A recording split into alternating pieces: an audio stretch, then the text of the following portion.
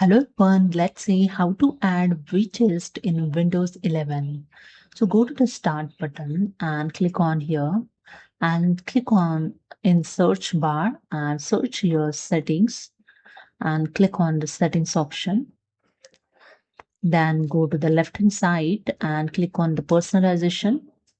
Then here scroll down and click on the taskbar. And here you can see the third option, which is currently is turned on.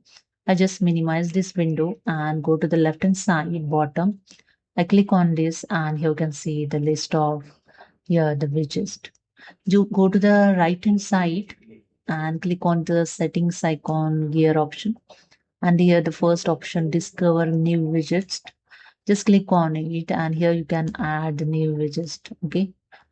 So I just click on here Microsoft Clipchamp and click on the pin and wait for a few seconds. You can see the left hand side, the Microsoft Clipchamp here, we just add it. Okay.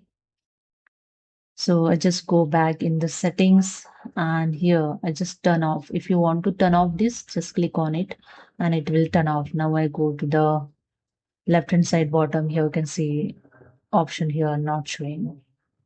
Okay, so that's it. This is a way you can add widgets and Windows 11.